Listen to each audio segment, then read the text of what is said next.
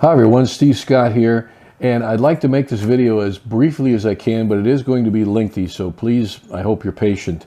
This is going to be on Regi Saho, the dojo etiquette, the formal, the dojo manners, as it were.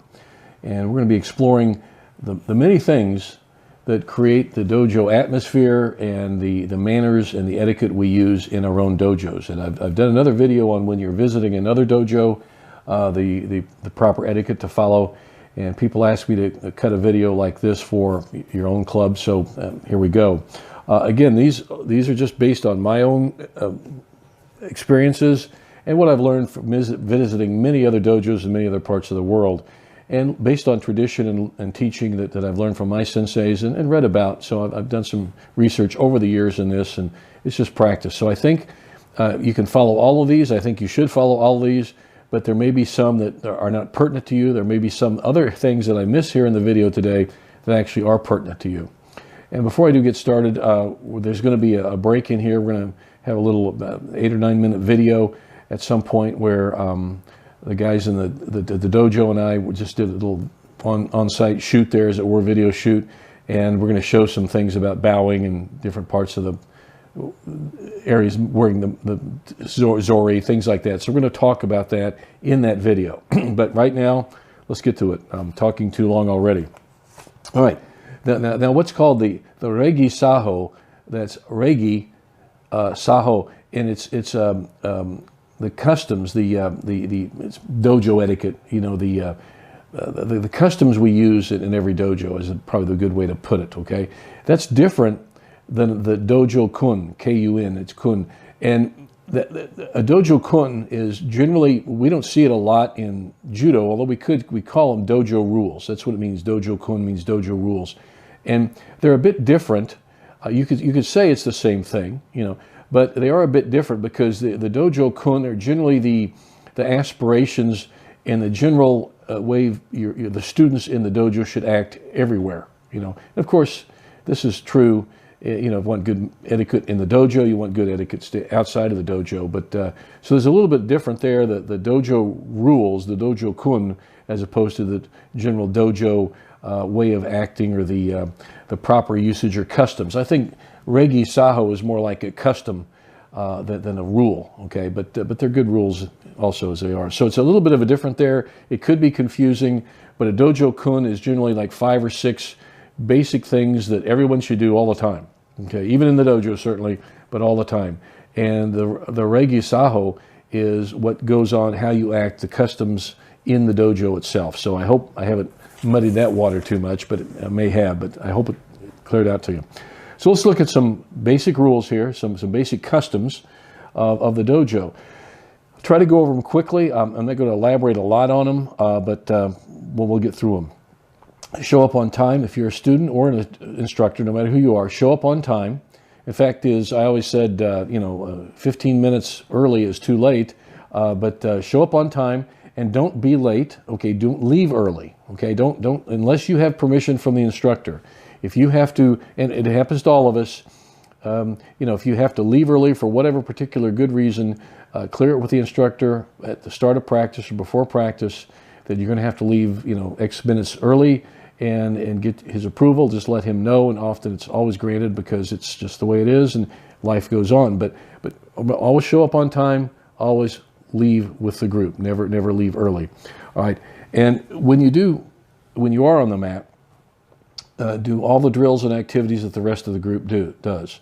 You're no better than anybody else, unless there's an injury, unless there's something specifically you can't do a particular drill or activity, or you may be injured, you can't really randori that night, but do all the things everybody else does. And by showing up on time, when everybody else shows up, you will be doing all the drills that they do. Okay, so don't show up, a half hour, 45 minutes late, because that's when they start randori. You don't want to do all those silly drills and go through all that. You don't want to wear yourself out because you want to be fresh when you show up for randori and beat everybody up. See, that's the wrong attitude. So show up on time. Do everything with the rest of the group. And that's an important thing. That always stuck in my craw as an instructor, because I've had people through the years come in a half hour, 45 minutes, sometimes an hour late, just to get there for the last half hour or 45 minutes of randori, and that's all they wanted to do. And we would have a problem. So they would have to come with a regular group and start with us and end with us. So show up on time, do everything with the rest of the group. Don't just pick and choose what you're going to do. That's a very important thing, and it's a great breach of etiquette if you don't do that. And again, when you're leaving, don't leave the mat without the coach's permission. Ask it for whatever reason. You got something happened to your finger, you got to get some tape or whatever. Ask the coach's permission. Okay, and never leave the mat when the instructor, or coach, or sensei is talking or teaching. Okay, so that's not the time to go get a drink of water or decide you have to go call your girlfriend when the coach is teaching a move that you've seen before. You don't need to see that again. No, stay there. That's just improper etiquette if you leave. So when the coach is talking or a senior class person is talking and someone in charge of teaching or something, when they're making a point, listen. Don't leave the mat when the coach is talking or teaching a technique. Very improper to do that. So stay on the mat. Okay.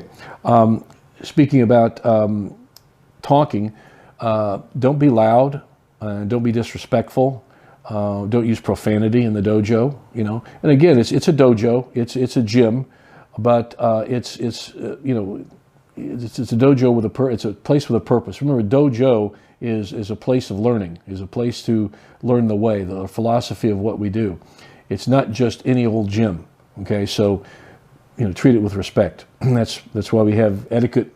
That's why we have dojo rules and etiquette we follow. So there you go. So please don't be loud and don't run across the mat and do silly things. And it's not a place of play. It's a place of study and learning. On the mat, if something should happen that makes you angry, it's not a good idea to show your anger. Okay, suck it up. And if somebody cheap shotted you, and if you mention it to them if you feel you need to, and then if that doesn't work, don't get mad. Just get even. Okay. I've seen it. I've done it myself, and we all have. We've given somebody a good beating with a smile. So if something angers you, don't blow up. Don't get upset, and just go on with it and deal with it the best you can without losing your temper and making a scene. That's very important. And if you are like an upperclassman, a senpai, and you're doing a drill or something, or you're doing randori and someone throws you, and you feel that embarrasses you, then you need to take a humility pill, because training is training. So don't think that because you're an upperclassman to someone that you're allowed to beat them up. Okay, so we'll talk about that a little more at length later. But anyway, do not show your anger ever. That is improper form, and it's when you do that, you also don't have very good control over yourself. And part of what we do when we come to a dojo to learn is to learn maturity and discipline, and you got to have that discipline on the mat. So quelling your anger is a good part of that discipline. Talk about what I just said here. Do not be a mat bully. If you are bigger, stronger, or more skilled than someone, don't pick someone based on the fact that you can beat them up. Okay. Don't pick on someone older, or maybe you're a hotshot young competitor, and don't pick on the older 49-year-old insurance salesman because you just want to use him for a throwing dummy. That's improper. Don't do that. Okay. So I think the word bully is overused quite a bit in our culture these days, but here's a case where you don't want to be a mat bully. Okay, I think that's very improper to do. And by the way, all randori should have structure, and that's up to the sensei or coach's job to make sure that structure is adhered to and used during the randori time in any training session. So so just remember, randori is not a competition, it's training. There are no winners or losers in randori. So if you do like in my particular case, I was a rather big guy, and I would regularly work with kids in my club, especially when I coached juniors, and I'd randori with them just to give them experience and work with them. It's fun to work with them. But I'd let them throw me. Now I'd throw them, and it's a give and take, but I would let them get their moves in and throw me. I mean, if you are a senior classman or more skilled than someone, when you randori with them, help teach them. That's part of the learning process for you as the upperclassman and for them as the lowerclassman in learning more about judo. So that's just something to remember. As I just mentioned before, randori is not a tournament, it is training. Remember that. It is not proper to beat somebody up on the mat. But don't take a beating from somebody. You know, give and take, do the best you can. Sometimes you have to take a beating. That's the way randori is. Some clubs, you know, are tougher than others, and that's the nature of life. That being said, let's break here and let's go in. We're just going to show about an 8 or 9 minute video here of when Mike Pennington and Derek Darling and I did a little video here. Mike's behind the camera. He's doing camera work. So it's a little short video on some more dojo rules, just to break up this me talking here on camera all the time. So let's take a look at that right now. Here we go.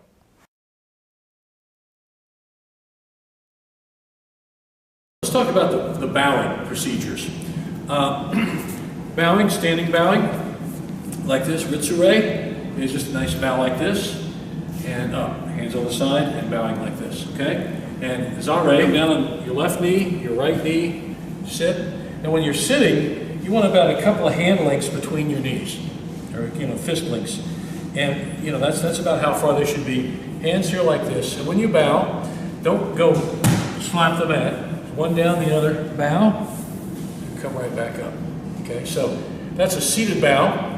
And a lot of dojos will use that as their beginning and ending, you know, practice.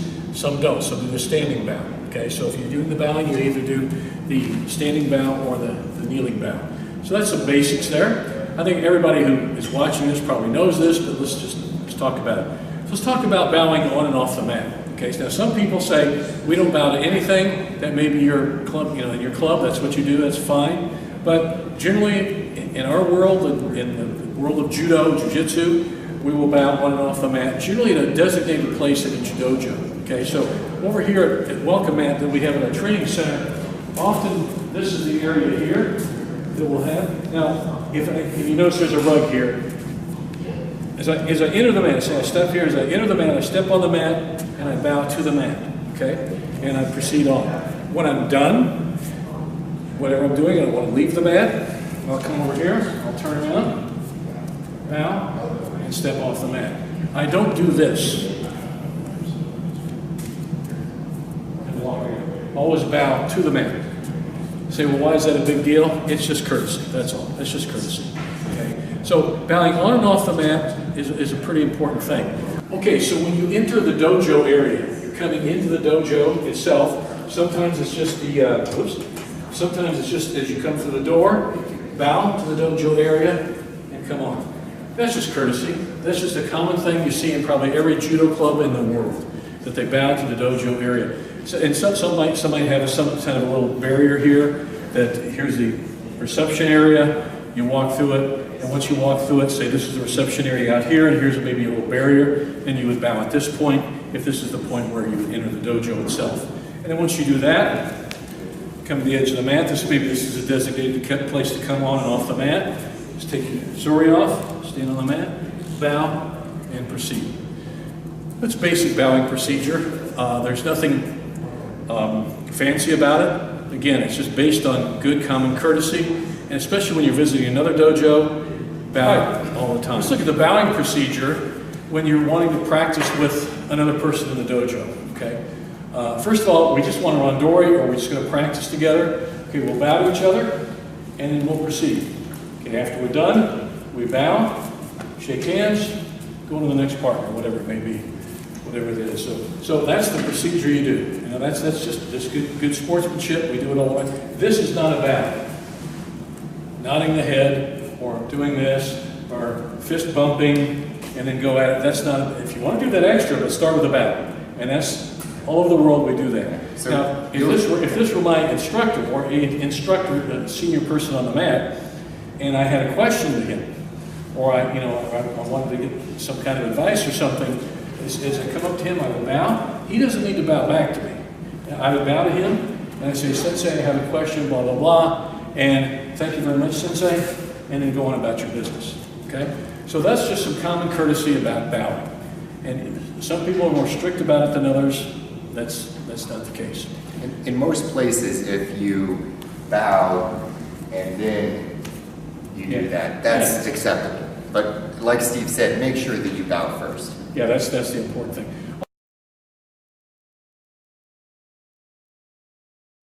There are probably some other things, of course, we really haven't covered, but remember, it's a place of training, It's not necessarily a place of worship or anything. And some people may be saying, well,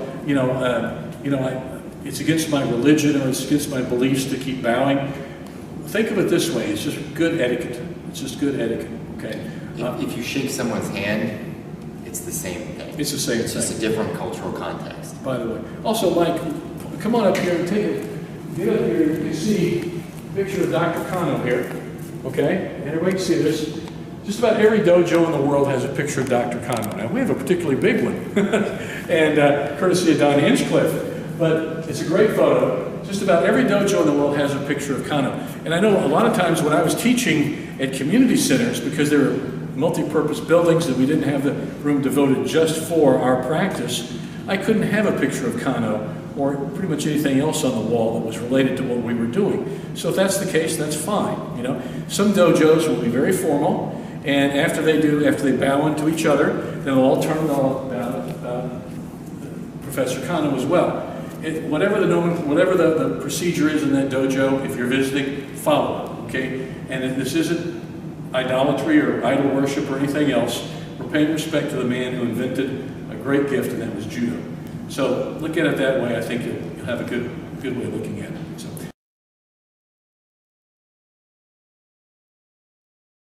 Also, another thing, when you're seated in practice, always either sit in Sasa or Anza. So if you're sitting in Sasa, like this, okay, mid-knee position, or Anza with the legs crossed position. Okay, don't lounge on the mat, don't lean on something, never lay down, okay, never lay on your belly and do this. Actually, these are the two acceptable ways to sit. Now, if you have an injury, and it happens if somebody's got an injury, if they got a bum knee or something and they have to sit out here, that's one thing. But he's probably doing this with a senior person on the mat's approval or the coach's approval. So that's just something to remember when you're talking about dojo etiquette. You may have to sit out like that. I've been in that situation. I had bum knees, so once in a while I have to do that. But I always try to bring it back in too, just to be on the safe side. Never lay down on the mat. It's just poor form. So I don't have it here, but always wear footwear off the mat. Sorry, whether it's some type of shoe, but it's generally have your own some type of sandal, a dojo footwear, something like that to keep your feet clean off the tatami.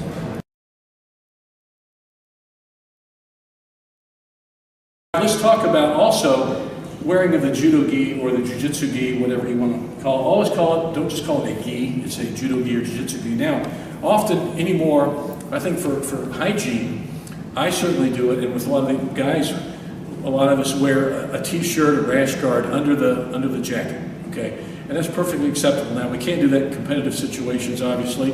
The rules don't permit it. But if you don't want to wear something under your mail and you don't want to wear something, a garment under your judo gi, your jacket, that's totally okay, perfectly okay. But if you do want to absorb sweat, whatever, most people will allow it. Some dojos don't allow that.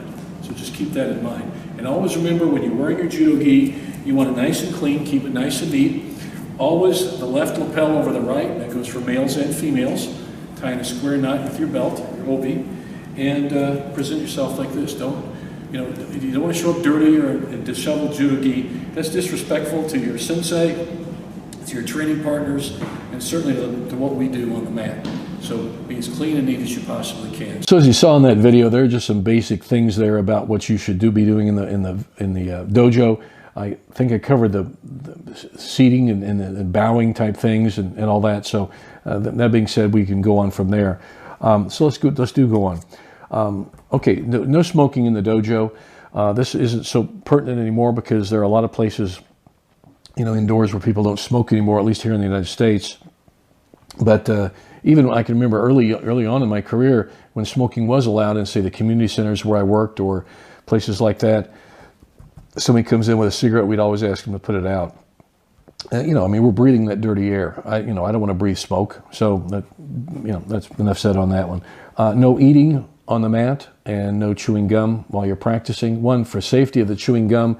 If the gum does get lodged down there, obstructs your airway, you're in trouble. Okay, so no eating or food or chewing gum on the mat. Okay, it's a given. But again, we want to keep the mat clean too. I don't want food crumbs there. Okay, and speaking of the mat, Always keep the mat clean. If some rules, some dojos have a rule when everybody comes to the mat, or the first person there runs the mop, or whatever it is, gets it clean. So otherwise it may be a commercial dojo where someone does that, who's paid to do that, or the head, most likely it's the head coach doing it. But nonetheless, if you do need it, clean the mat area, make sure it's clean for you. Water. Don't drink water on the mat or Gatorade. Never drink during a practice. It's just good practice procedure. Never drink carbonated beverages or sweet type beverage, sugar type beverages. That's for a lot of obvious reasons physically. But don't drink water on the mat or Gatorade, because it could spill on the mat. When you take a water break, when the sensei allows you to take your water break during practice, go off the mat. There should be an area designated you can do that. I know a lot of times that I would allow my students to leave their water bottle or their Gatorade bottle or whatever sports drink bottle off the side of the mat, but they'd have to go off the mat to take a drink. They wouldn't stand there on the mat and drink it. So just don't drink anything on the mat. That's just not good, because it could spill on the mat, like I said. All right. Your fingernails and your hair, toenails, make sure the toenails and fingernails are clipped short for obvious safety reasons. And also, if you have long hair, pull it back, tie it back in ponytail, bun, or whatever you want to call it. But make sure it's not long, because we got to grab each other, so make sure the hair is not in the way. And this is specifically for women who have long hair and even men who have long hair. So there you go. Okay, let's talk about some other things that are important. Let's talk about parents in the dojo. We love parents. I had a long time ago, I knew a fellow who said, I don't just recruit students, I recruit parents to my dojo. And that's very true. Parents are an important part of the dojo, because they're the people who supply the kids. And but parents have a place in a dojo. Parents are not the coach or member of coaching. Now, some are. Some could be. I can think of a number of people who are judo moms or dads, and certainly they are also black belts, and they coach in the club as well. And a lot of us are in that situation. But generally, a parent who brings their student, have them sit in a lobby, have them sit in another area, a waiting area. They are not to be standing by the mat giving instructions to their children. There is only one coach or a coaching staff on the mat, and that's approved by the head coach, and that's who does the job of coaching. So parents, when you bring your kids to judo practice, you can drop them off, or you can sit in a waiting area and take a book or a Kindle or something to read. Hopefully you're reading my book, The Judo Advantage, and learn more about it. But nonetheless, you're doing your thing, and the instructor's doing his thing and teaching your children good judo. Now, sometimes if a parent has to step in because of a serious incident, maybe the instructor stepped over the boundary lines of decency, or he may use profane language or is abusive to the child, that's when a parent does have to step in. So there are proper ways to do that. But generally, parents, you have your job, the coach has his or her job, so let's let everybody do their own job and the kids benefit. So just keep that in mind. Parents should not be coaching, and that's not your job. Also, as far as your gym membership, your dojo membership, pay your monthly or weekly, whatever it is, gym dues, your dojo dues. We need this money to keep the place going. Okay, you got to keep paying for the rent. You got to pay the lights, everything else. I'm sure the instructor is the guy who ponied out the money for the mat, everything else in that dojo, and he has to make his expenses every month. So don't be cheap, and pay your dojo fees, and be glad it's there. Okay. Now, if you think they're too high, or you can't afford them, there's some situation going on, it's not possible, talk to the instructor, the owner of the club or the dojo, and maybe you can work something out. But don't be cheap, and don't try to skip out without paying. You're no better than anybody else, and we all have to pay. And when you say somebody, well, you're just doing this to make money, no, we don't get rich or famous teaching judo. That's just the way it is. So please keep that in mind, and it is appreciated when you pay your dojo fees on time.